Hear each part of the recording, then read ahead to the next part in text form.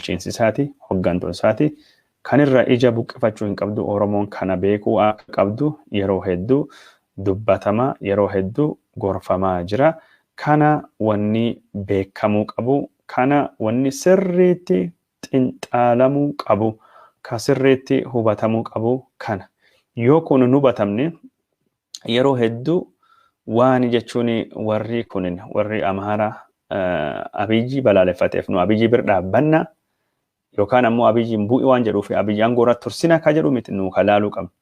Abiyyi Oromoo maal nu godhe Oromoo maal godhe ka jedhu sun xiinxallee gaaffileen Oromoo ka bu'uura deebitamu hin deebinu bifa jedhu irrattu yaada kennachuun barbaachisaadha jennee dubbachuun dansaa waan ta'eef kan wal yaadachiisuu fi jidduutti yaada kana isin biraan gahe odeeffannoo kenna ka Suudaaniitii fi waraana Itoophiyaatii fi Suudaanii itti isinii deebi'aa jedhee durattu waan garii isinittu hime waan garii jechuun biraa bahee darbee jira.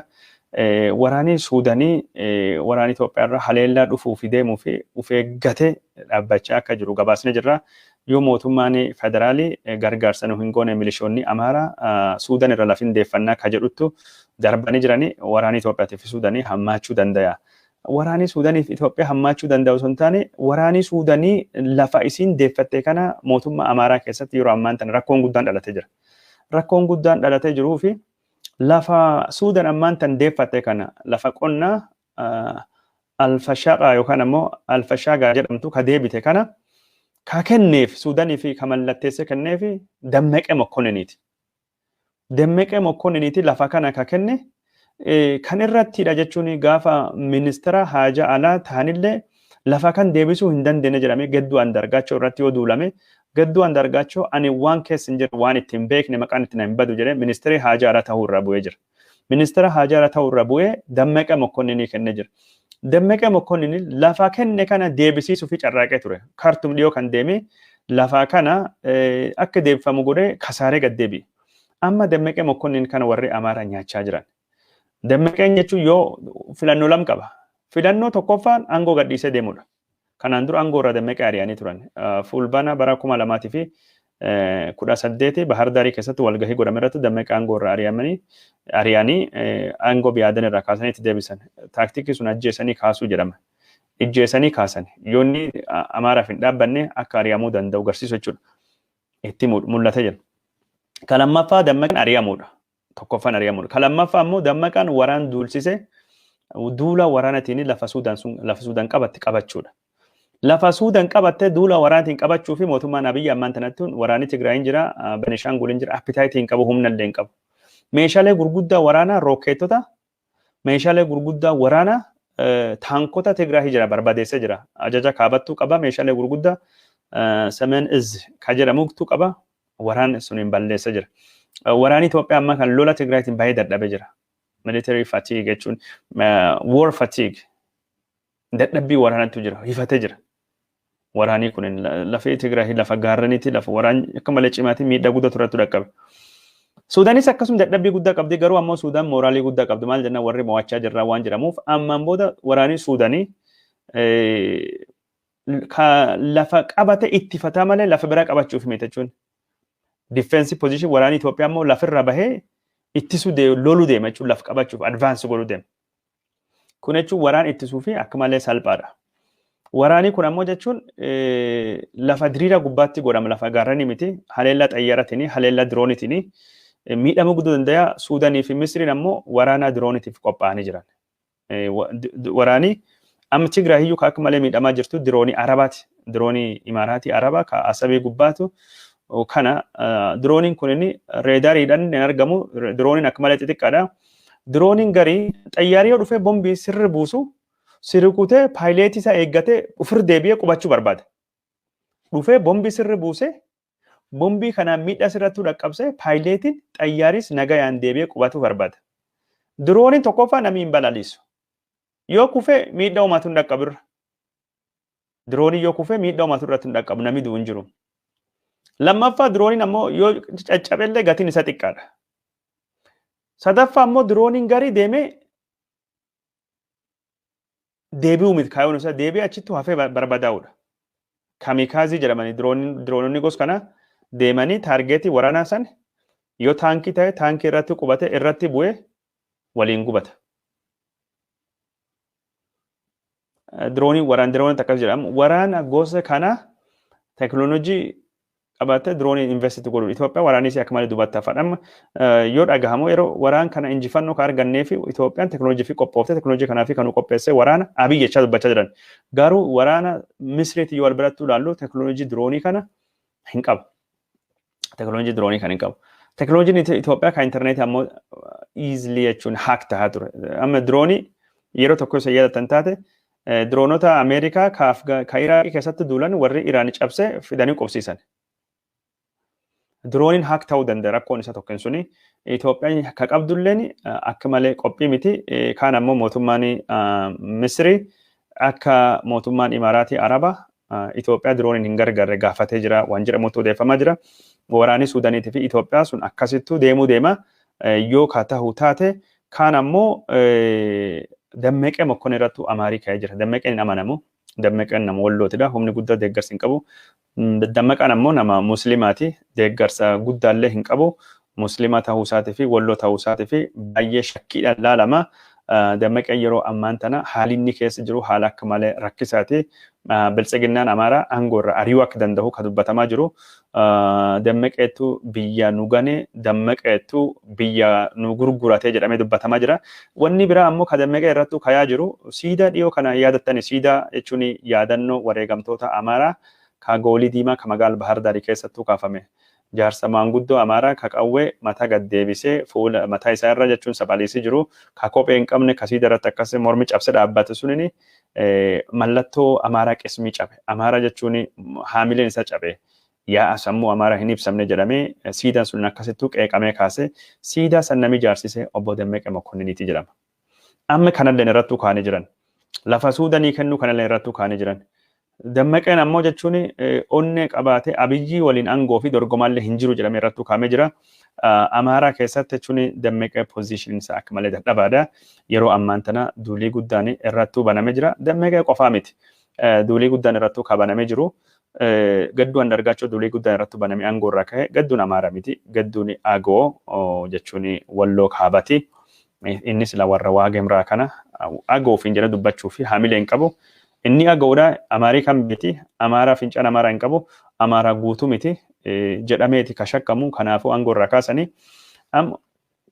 Itoophiyaa gubbaatti Amaaruu bakki lamattuu qoodamee jira. Bakki lamatti wanni Amaarii qoodamee fi walamaaf fedhiin Goojjamee fi Gondareetu wal nyaachaa jira. Siyaasaan Amaaraa siyaasa Goojjameetii fi Gondareetidha. Shawaa Amaaraa warri jedhaman jechuun warri Tagulet, Bulgaa, Dabra Birhaanii, Jijjiranii kunini Minjaaree, Shonkoree jedhaman manzin warri siyaasa Itoophiyaa barbaada. Itoophiyaa milikiin jaartu, Itoophiyaawwannet, Ahadaawit Itoophiyaa gara Finfinnee kan cillaanfatan. Amaaraa Finfinnee wajjin jirtu kanaaf xinyaa kan wajjin yaada tokko qaban. Goojjamee fi Gondariidhama. Walloof Agoo nami lakka hin jiru. Walloon beesi cimaa hin qabu. Amantiileen Islaamaa seenalleen hundeen isaaniilleen Oromoo Amaaraa qulqulluu miti jedhamanii shakkamanii achi keessa hin jiran. Agoon jechuun akka Amaaraatti lakkaa'amanii uf danda'anii uf bulchanii uummata Aawwii fi uummata Waagemraatu jira. Amma Amaarii Goojjameetii fi Amaarii Gondar siyaasa irratti kan wal dorgomu kana. Amaarii Gondar jechuun garee eenyuti? Garee wanni faadidha. Gara jechuun namticha dhiyoo Amaaraa ijjeefame Dr. Ambaachoo Mokkonnin. Dr. Ambaachoo Mokkonnin ijjeefamee jira. Dr. Ambaachoo Mokkonnin kan ijjeefame sun Izez Waaseefaa garee jechuun Migbaaruu Kabbadeeffaatidha. Gareen kunini isaanii gara Biltsiginnaa jiran. Biltsiginnaa jiranii gareen Abinii ka Goojjameetidha. Amma Goojjamee fi Gondarii kanatti wal dhaba. Goojjamee fi Gondariin kan wal dhaban Gondar seenaa qaba. Bulchiinsa Amaaraa keessatti bakki guddaa qabani. Goojjameen ammoo jechuun Amaaraa dhugaati miti. Oromofaattu Goojjamee tahee, Agoofaattu Goojjamee tahee, Shinaashafaattu Goojjamee tahee, Waataafaa Wayixofaattu tahee. Goojjamee jechuun Amaaraa keessatti jechuun Goojjamee Budaanoo fedhanii itti tuffatanii jechuun wanni jedhaniitu jiran. Goojjamee jechuun Oromoo waan ta'aniif hin beekanii jechuun Agoo waan ta'aniif maali ta'anii Gondaree kanattu akka warra Amaara qulqulluutuuf lafa Amaara balcha garuu warrilleen qimaantu of keessaa qaba Agoo of keessaa qabanii Tigree of keessaa qabanii saba biraa hedduu as of keessaa qaban Beeja of keessaa qaban haa taatu amma dubbii kanatti yoo deebine warri kun aangoo irratti wal dorgomaa jiranii Goojjameen gara aangootti dhufuu barbaadde Abiniin Goojjamee irratti hundaa'e garuu aangoo irratti dhufuu caalaa lafa deeffachuu qaban irratti wal dhabaa jiran Goojjameen ka deeffachuu barbaadu Matakkalidha Benishaangul Gumuz deeffachuu fedha Matakkal Bulen deeffachuu fedhan Wambaraa deeffachuu fedhan Gilgal Beles deeffachuu fedhan ka isaan fedhanii naannoo kana naannoo Matakkalee kanaa fi lafa Agoo wanni jedhamtam Injibaaraa Durbeete Daangilaa lafa warri jechuun Jijii Jigaayo Shibaba Faatii keessa dhufanii Jijii Shibaba lafa san deeffatanii Amaaraa guddaa uuman Amaaraa Goojjame guddaa uumuu barbaadan lafa kanaaf iyyuu maqaa Falaga Giyoon jedhan bilis baasa hundaayyuu hin qaban warra bilis baasu Goojjame bilis baasu Riippaabilikii Goojjamdhaaf lafti warri Amaarii deebisu piraayitiin Amaaraa kan deebisu fedhan Goondareen ammoo ka deebisu barbaaddu lafa daangaa Suudaan gubbaa jirtu san deebisu barbaaddi lafa daangaa Suudaan irraa wal'aanne Alfaashiqaa lafa jedhamsan lafa sani ka deebisu barbaaddu Goondareen ka deeffachuu barbaaddu lafa jechuun Seetit Humara Walqaayit Tsagedee Tigraahii wajjin wal dhaban kan deeffachuu barbaadda bakki kan lamaantu wal dhabanii amma Amaarii asirratti wal qabanii jiran dursa kamitti dhufuu qabam yaadii Amaaraa addaan qoodamee jira yaadi amnu Itoophiyaa gare dar ድንበርሽ ምናምን ተደፈረ jedhee namni Oromoo kan waa hin beekne Goojjamee Goondar duuluu barbaada warri Goondarii keessa maal buufannaa jedhee Goojjamee ilaala nu kan nu buusu Matakkalidha Matakkal deeffannaa jedhan Matakkalii xollaa kenna Matakkalidha lafti Goojjame malee isaan lafa Goondarii irra haja guddoon qaban warri akkasitti yaadan malkaa isaanii lafitti dhiyaatu lafirra bu'aa buusan Itoophiyaan bira kan እናት ሀገር ኢትዮጵያ ተደፈረች ዳር ድንበርሽ ተነካ የኢትዮጵያ ህዝብ ድንበሩ ሲነካ ቀፎ እንደተነካ ዝብ ምንድነው ቀፎ እንደተነካ ንብ ሆ ብሎ ይነሳል አከሰለናም ክጅበን ገሩ አማሪ ዳንጋ ሱዳን ከነራት ተኩማን እንጅሩ ከናፍ ሱዳኒ ረተም ሎለ ጎዳ ጅራን ከነ ጎጀሜን ዲደጅርት ጎጀሜን ኑ ሱዳኒ ሚቲ ከወለሉ በርባኑ ከኑ ቱፈተምነ ጅራ አገው ከኑ ቱፈተ አገውቱ ኑ ቱፈተ ለፈ አገው እንጂባራ ዱርቤቴ ዳንጊላ አገው ከን አማሮምሱዳ ዮካን አሞ ከኑ ቱፈተ ጉሙዚዳ መተከሊ ቀበቹዳ መተከሊኒ እቹን ጎርሰና ነው አማራ ካጀረ ዲዮካና lafti Matakkal jedhamtu persentiin 45 lafa Amaaraati Amaara deebi'u qaba. Jechuun lafti persentii 45 jechuun godina jechuun Matakkal jechuudha. Godina Benishaangul keessa godini guddaan Matakkalii kana. Kaani godini Asoosatii fi Benishaangul Gumuzila kutaa bulchiinsa durii Kiflaagarii lamirraa ijaaramte. Gujjamii fi Wallaggarraa fudhatamte.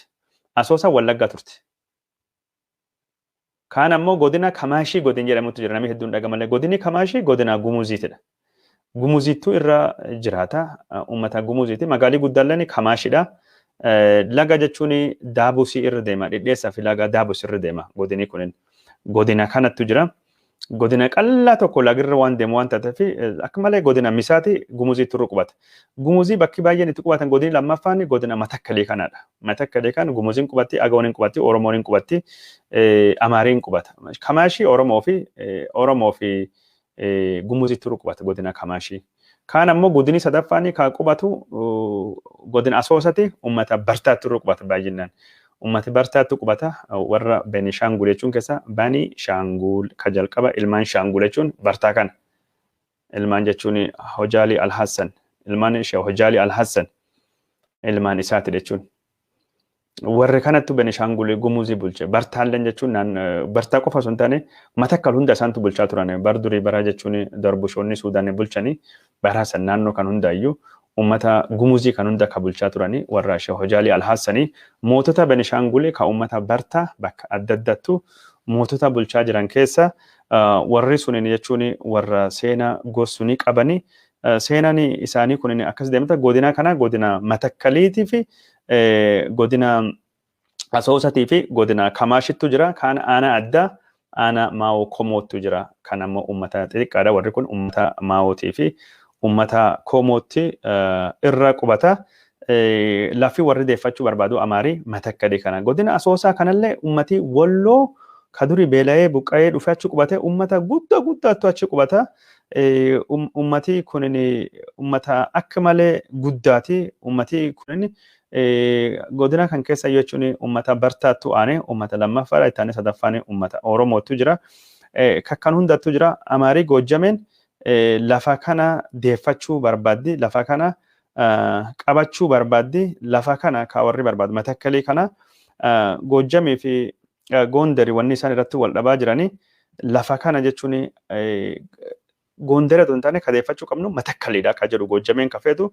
Gondar ammoo Matakkal nuun ilaalu ka nu deeffachuu barbaannu yookaan ammoo ka nu deeffachuu qabnu lafa jechuun Tigraahii wajjin qabnu Walqaayitii fi Tsegede akkasumas lafa Alfashiqa jedhamu lafa qonnaa lafa badhaatu ka daangaa Gondar irra jirtu ka Suudaan wajjin Itoophiyaa irra wal lolaa jirtu kan deeffachuu qabnadhanii Amaarii kan irratti wal nyaachaa jiranii rakkoo kan keessa jechuun amma ka wanti hin bu'e jechuun maqaan isaa kun eenyu jettanii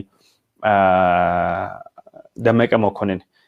Dammeqa Mokkonin lafa Amaaraa dabarsee kenne Dammeqa Mokkonin lafa Amaaraa dabarsee kennu qofaayyuu odoo hin taane kan inni godhe kanaan dura siidaa Amaaraa salphisee Soodduu magaalaa Bahar Daarii keessattu yaadannoo wareegamtoota Amaaraatiif dhaabbate siidaa Hiwwahatii kana namni nu dhaabe isa Hiwwahatii jala hamba funaannattu wagga 27 hamba warra funaannatee kan nu miidhaa jiru isaa jechuudhaan dubbachaa jiran. Duratti godina Matakkalii godina Kamaashi godini Kamaashi ummata jechuun Gumuzii isiniin jedhee jira. Godini Matakkalii Gumuzii fi Oromoo gosa jechuun Shinaashaa fi wanti of keessa qaba Amaaraa fi Agoo of keessa qaba. Kamaashiin Oromoo fi Oromoo fi Gumuziidha. Godini Bartaa ammoo Oromoo Amaaraa fi Bartaa of keessa qaba. Asoosaa jechuu kiyya godina Bartaa jedhee. Godina kan keessa akka Kurmuukii fi Damaazeniitii fi magaalaa akka Asoosaa fa'aa magaalaa akka Bambas fa'aatu argama. Godina kana ka bulchaa ture duri bara seenaa Suudaanii keessatti bara seenaa Itoophiyaa Sheekh Hojaali Alhassan nama jedhamutti bulchaa ture. Hojaaliin kun bara 1897 bara suni Minilikii waraanii isaa raase Gobanaa Daacee booji'ee Finfinnee fide. Finfinnee karaa Gullelleeti karaa Askoo karaa olii Hojaalii masajida Hojaalii beektanii achittuu fidanii achi ture. Finfinnee booji'ame Minilikii bira dhufe bara suni mootii akka malee dureessa gaafa Afrikaa keessaa mootiin dureeyyii mootii lama. Tokkini mootii Jimma Abbaa Jifaar buna qaba. Lammaffaa ammoo mootiin Benishangul kun warqii qaba. Warqii itti bahee Asoosatti warqii kan qaba qabatanii Finfinnee fidan. Gaafa Finfinnees fidan kana booji'amee dhufe nameessa booji'ee Gobanaa Daaceettus booji'ee Gobanaan booji'ee fide Minilik bira fide lafa dhabdee jirta si ijjeesnaa harki kennadhi jedhanii hayya lafa fudhatanii jirtanii harki dhabee jira harki kennadhee jira. Ammaan booda maal barbaadanii gaafatan. Ammaan booda waan barbaadan qabu ammaan guddoodha. Ammaan booda yeroo kiyya kana hafte ibaadaa barbaada jechuun waa kadhachuu barbaada, Rabbi kadhachuu barbaada. Akiraa kiyyaaf malee addunyaa warqeellee waa hundanarraa fudhatanii fudhadhaa jedhee dubbate Finfinneetti. Maal si haa goonu jennaan ammaan booda hin lolu Benishangul Gumuz deeme lafa masjiditti ijaaradhu naa kenna jedhama. Bara sanittu Minilik Finfinnee keessatti masjidiin ijaaramu. Finfinneen yeroo sanittu Raas Mokkonin abbaan Minilikii ka abbaan Haile Sillaasee jechuun Mokkonin guddisa 6 kiiloo bakka jedhamtu kam yuunivarsiitiin jirtu kan qabate. 6 kiiloo kan qabate Minilik ammoo jechuun dhakaa araaraa bakka jedhamu bakka 4 kiiloo kana bakka san qabate. Mokkonin guddisaa kunini akka malee nama waraana danda'u nama abbichuu ture. Nama abbichuu ture warra sanyii jechuun Gobanaa Daaceeti mataan isaayyuu. Gobanaalleen abbichuudha. Warra Abbabee Taklaa Areegaawii faatidha. Abbichuudha warri kunin. Minilik caal warra influensii qaban warri kunin. Warra akkuma dhageettii guddaa qabanii warra jechuun Minilik jechuun bareedinalleen hojjaalleen beekumsallee warri hin genne warri inni gaashee jedhuun garuu kan inni itti fayyadaman warri kun maali nu mootii ta'uu hin dandeenyu nu sanyii Israa'el irraa hin dhufnu jedhame isaan didiimoodha dheeroodhallee Gobanaa Daacee nama akka malee dheeraa bareedaa ture jedhamee dubbatamu abbaan Haile Sillaaselleen garuu Minilikiin gurraachi kun an Israa'eliidha an sanyii mootii sanyii nabiyyi bulchuun attu mirgi qabaa jedha akkasitti mana warri saayikooloojii saniin qaban kanaaf hangoo dabarsanii kennaniif akka hundaafu. Sheekh Hojaaliin masjidina ijaara jennaan ifa isirraa fageessanii Finfinneen gaafsun xiqqoo turte lafa baasanii kuunoo karaa Gullellee karaa jechuun lafa Gullellee sana karaa Askoo karaa Paasterii bira dabartanii ol deemtan achittu masjida namirraa adda baasanii Sheekh Hojaaliin masjida kennameef achi ijaaradhani. Achi warra biraa jechuun shaanqilla warra jedhaman yeroo san Benishaangul Gumuzii maqaa warra akkasaan jedhama. Shaanqilla Itoophiyaa walumaa galtee hojaallee dabalatee warri isaa qabatee fidee masjid ijaarratee achitti qubatee akkasiin siidaan sun wanni dhaabbatee jechuudha. Shee Hojaalii Alhassan jechuun bulchaa magaalaa jechuun lafa asoosaa kan ture jechuudha. Kan uummata Bartaa afaan Arabaa dubbatanii afaan Bartaallee dubbatanii afaan Bartaa afaan Ruuxaanaa jedhama. Afaan Bartaa dubbatama afaan Bartaa kan jechuudha. Isa ammoo godina Matakkal jedhamu kanallee warruma Bartaatti bulchaa ture. Godina kan keessa uummatni guddaan qubatu Shinaashaa fi wanniitu qubata. Shinaashaa fi uummata Gumuziitu qubata, Agawattu qubata. Uummatni Benishaangul gosa shanittu jira. An Benishaangul keessa jiraadhe waan beeku sanitti hima. Dubbisallee jira. Maa'oo, Komoo, Shinaashaa, Bartaa, Gumuz gosa shanaan kanattu qubata. Maa'oo, Komoo fi Bartaa fi Gumuz uummata gurraacha. Gurraacha ta'anii akka uummata Gambeellaa, Anyuwaak, Nuweer, Mezhangar fa'a yookaan akka uummata Dankaa hin dheeratan. Gurraacha jiddu galeessa hojjetama yookaan gaggabaabaadha. Bifi isaanii gurraacha. Warra Suudaaniitiin wal fakkaatan jechuudha. Suudaanii gara daangaa Itoophiyaa jirtuu fi Suudaanii gara jechuun Suudaanii kibbaatiin wal fakkaatanii uummata gurraacha Afrikaa kan yookaan ammoo uummata Afrikaa biraa baantu jedhamanii wal fakkaatan.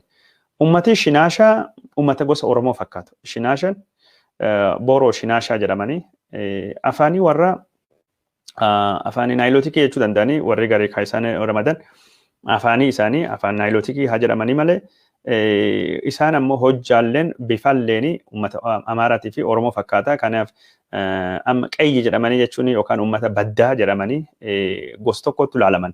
Oromoo wajjin, Amaaraa wajjin, Agoo wajjin, Tigree wajjin warri wal fakkaata uummata gosa kanaati. Shinaashaan irra guddinni amantii Ortodoksii hordofa. Gojjam keessa qubatanii dhiibbaa uummata Amaaraa irraa kan ka'e afaanii Shinaashaan dhiisanii afaan Amaaraa baratanii jiranii garuu afaanii Shinaashaan dubbatama. Gondar keessa uummatni guddaan uummata Oromootii fi Shinaashattu Amaaraa ta'e. Agawattu Amaaraa ta'e. Wayixoo kan waatattu Amaaraa ta'e. Lafa duba amma Shinaashaa jennu kan Gumuz hedduun isaanii amantii amma Protestaantii ta'aa jiranii. Amantii aadaatiin bulan akka Oromoo jechuun uumamaadhaan bulan. Islaamummaalleen hin jirti baay'een babal'anne akka Bartaa. Kiristaanummaalleen baay'een babal'anne Ortodoksiin hin jirtu. Pheenxin ammaantan babal'achaa jirti. Bartaan ammoo guutumaa guutuu Islaam malee amantii biraa hin qaban. Isaan Bartaa kanattu nama bulchaa turan naannoo kan hundaayyuu. Naannoo Asoosaa kaa'ame jennu kana Sheek Hojaalii Alhassan. Sheek Hojaalee maqaan jedhachaa dhufu. Sheekii fi Hojaaleen walittu kontorfatee gabaabate Shee Hojaalii. Shee Hojaalii. Hojaalii. Hojelee. Jelee. Kadhuma suni Sheek Shee Hojaalii ka jedhu Hojaalii hoo sun dura dhisanii Hojolee. Hojolee jechuun maqaa lamaan Shee Hojaalii jedhu kanatti walitti dhufe Hojaalii safar Hojaalii jedhama achirra dhufe Shee Hojaalii gandisaatidha. Naannoo kana ka bulchaa ture naannoo ammaan tana dubbachaa turre naannoo jechuun Matakkalee kana ka bulchu mootii biratti ture. Mootii saba Bartaa keessa dhufe inni ammoo Hamdan Abu Anjaa jedhama. Hamdan Abu Anjaa mootii gubbaatidha jechuun naannoo kana bulchaa gubbaa buleen Matakkalee naannoo kana hundaayyuu ka bulchu isa ture. Warri kun jechuun sirna mootii cimaa ijaarrate warri bulchaa ture warri mootummaa Suudaanii wajjin keessattuu darbushoota wajjin hariiroo cimaa qabaa turanii. Kanaaf naannoo kanattu afaanii Arabaa baay'ee dubbatame. Asoosaa deemtanii, Damazainuu deemtan, Kirmuukoo deemtan, Baambesoo deemtan naannoo kana afaanii Arabaa bal'inaan dubbatama. Afaanii Arabaa bal'inaan dubbatama amantii warreen amantii Islaamaati. Bara 1897 Minilik lafa kana to'ate. Lafa kan ka to'ate Minilik jennaa malee namni to'ate jechuun Raas Goobanaatti to'ate. Goobanaa Daceetti to'ate. Goobanaan nama akka malee qaroo ture. Goobanaan akka malee qaroo waan tureef lafa Suudaanii kibbaa jedhamtu kana bakka lagi Abbayyaa jechuun ka Itoophiyaa keessa dhufu Blue Nile fi White Nile wal argu. Lafa sanii Faraansi qabachuu dhufte. Faransaa jechuun yoosan gaaf Afrikaa saammatanii dhuma jaarraa 19ffaa Dakar Senegaal qabattee asii dhufte fiixee Afrikaa Jabuutii qabatte. Afrikaa bahaatii fi Afrikaa dhiyaa jechuudha.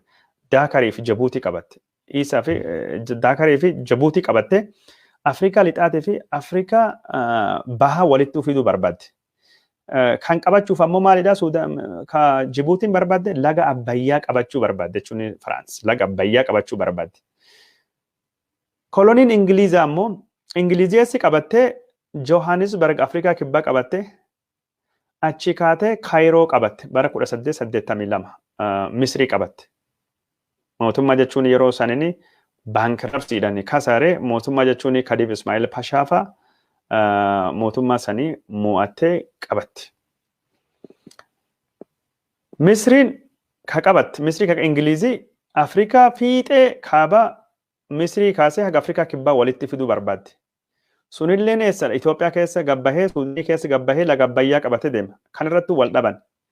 Bakka Faashoodaa jedhamu irratti wal dhaban. Faashoodaa jechuun bakka waraanii Suudaniitii fi waraanii Misrii waraanii Suudaniitii fi dhiifama waraanii Ijiptiitii fi dhiifama waraanii Ingilizatii fi waraanii Faransaay barbaadan lachuu Faashoodaa jechuun am lafa Suudanii kibbaa keessa jirtu bakka jechuun yeroo sanitti Abbayyaan lamaan Abbayyaan diimaa fi Abbayyaan adii fi Abbayyaan gurraachitti walitti dhufan Blue Nile fi White Nile walitti dhufan Misrii wanniilan to'achuu barbaadde Ijipti lama afaan kenna dhufte Ijipti waan Ijipti waan haasawaa jiruuf British to'achuu barbaadde UK France to'achuu barbaadde achirrattuu wal dhaban wal dhaba hamaa kan irratti wal dhabanii Jabuutii waan qabattee fi France akka gara galaan diimaa ol hin qaxxaamurre akkuma Faransaay Jabuutii qabatteeni Xaaliyaan hin deemachi qabadde jette Xaaliyaan ergite Ingilizii. Bara 1869 Robertino Campaaniin jedhamu ka Xaaliyaan tokko dhufe balbala galaana Itoophiyaan Eertiraan ammaan tan qabdu Asabii bitati. Achirraa dagaaguu jalqabe bara 1890 Atsee Minilikii walii galanii gaafa Yohaannis du'e Eertiraa guutuu Xaaliyaan to'atte. Amma maali Suudanii fi Suudaan irratti laga Abbayyaa irratti Biritishiif French wal dhabaa turan. Yeroo isaan wal dhabanii waraanii French kan naannoo kana jiru garas deeme. Minilikii nu gargaar jedhan Minilikii gargaarte. Waraanii jechuun gara lixa Afrikaatiin ta'ee garasittu deema. Fookasii asii dhabde jechuun Firaansee. Ingilizii ammoo waraanii daangaa Suudaanii jiru gara Faashoodaa kanattu deeme. Waraanii daangaa Suudaan jiru. Gaambeellaa Benishaangul Gumuzii laftii jedhamtu kunin hadiyyoo taati. Waraanii Ingilizaa keessa bahee jennaan maalidha? Goobana namni jedhamu is just a military genius. Goobanaan lafaa kan deemee qabate. Goobanaan suniin durattu qeellam wallagga lixa lafi jennu kanaafi jechuun leeqa naqamte gabbarsiisee jira. Jimma Abbaa Jifaar gabbarsee jira. Iluu Abbaa Booraa gabbarsiisee jira. Lafa kana hadiyyoo lola tokko malee argate fudhate. Lola tokko malee fudhatee bara 1902 Ingilizaa fi Itoophiyaan walii galteelee mallatteessite. Goobanaan yeroo sanitti du'ee jiran fakkaata. Goobanaan waan nama ajaa'ibsiisu lafa kan qabatee achiin dubattu deemee wanni hunda qabate. Kafa qabate mootii kafaa tahee muudame. Mootii kafaa tahee muudamee lafa kafaa kun lafa akka malee misaati lafa buna qabdu, lafa garba qabdu, lafa nagada qabdu, ilkaan arba qabdu, lafa jechuun xireenyi qabdu, lafa kan hunda qabatee eeguu dhufeen dubatti warri manzee walgahii ta'anii Minilik wajjin. Goobanaan kun jechuun siree mootummaa sirraa fudhachuu deema. Goobanaa kan maangoo kennitaaf walgahii jira yaama. Eessatti yaamna? Goobanaan walgahii diggisiif yaamna jedhanii achi asoosaa biyyuminni qabatee biyya ishee Hojaalee Alhassan kanattu yaamanii achitti ukkaamsan. Achitti dhufe Goobanaan achumatti du'ee darbe jechuudha. Gizooti. Exile ta'e achittu marfame. Goobanaan jechuun namni hedduun jechuun seenaa Oromoo keessatti akka waan hamtu tokkootiin haasa'a. Dhugaadha jechuun Minilikii fi lafa babal'isa jira. Minilikii fi lafa Oromiyaa qabatee jira. Goobanaan lafa Oromoo hedduu waraanaan hin qaban. Amansiisee qabate. Wallagga amansiisee qabate. Iluu Abbaa Booraa amansiisee qabate. Jimma amansiisee qabate. Goobanaan jechuun lafa Shawaa kanaan wal lolaa turan. Gullellee fi Abbichuu wal lolaa turan. Abbichuu fi Finfinnee kaa ture galaan wal lolaa turan. Warra Shawaa kan wal cabsuuf baay'ee wal lolan. Minilikii wajjin ta'uudhaan. Garuu gobana mataan isaayyuu hangoo mootummaa Itoophiyaa argachuu fi ambiishinii guddaa qabaa jedhamee jira. Dhuma irratti itti beekamee jennaan akkasitti ukkaanfamee qabatamee deemee gara biyya Asoosaa biyya Minilikiif qabasuun keessatti dhumii isaa tahee seenaa Benishaangul Gumuziitii fi seenaa kana laftee akka qabatamteen seenaa Itoophiyaa yeroo garii dubbachuu waan qabnuuf dubbadde Sheekh Hojaalii Alhassan ka maqaa isaati irraa jechuun kutaani bulchiinsi Finfinnee lafa karaa Gullallee paasterii Askoo jirtu sun Hojalee safar Hojalee Sheekh Hojaalii maqaa sun irra Sheegoleen dhufe Sheegolee ka jalqaba Sheek Jaalii Orjele Sheegolee ka maqaan achirra dhufe Sheekh Hojaalii Alhassan of Asoosaa naannoo ammaan tana jechuun Matakkalii ka lafti waraanii kun godhamaa jiru ka bulchaa ture Hamdani Abu Anja nama jedhamu nama saba bartaa ture isattu naannoo kan bulche seenaa Benishaangul Gumuzillee akkas haasofne jirra daawwattoota keenya jaalatamoo fi kabajamoo dubbii kana dubbii jalqaba irrattu kaasne maal irrattu kaasne obbo Dammaqee Mokkonnin yeroo ammaan tana warri siyaasaa Amaaraa muddee jira. Lafa Suudaaniisitti dabarsee kenne siidaa Amaaraa maqaa balleessu ka jechuun Amaarummaa hin ibsine ka jaarsise sihi jedhanii duula guddaa irratti godhaa turanii irralleetti godhaa jiranii duula kan akkamiin akka inni jalabaa hin beeknu Itoophiyaa fi Suudaan illee waraanii warra yookaan wal waraansii warra garamittuu akka deemu wanni beekamin jiru akka hundaafuu dubbiin Itoophiyaa fi Suudaan kun akkasittuu hammaattee deemaa jirti. Waldhabii Amaaraalleen biltsiginnaan Amaaraalleen keessi wal nyaachaa jirti. Biltsiginnaan Amaaraa ammoo tokko taate Abiyyi nyaachaa jirti. Abiyyilleen biltsiginnaa Oromiyaa ejjennoo waan tokko hin qabdu. Biltsiginnaa Oromiyaa wajjin ta'ee hayyootaa fi sabboontota Oromoo nyaachaa jira.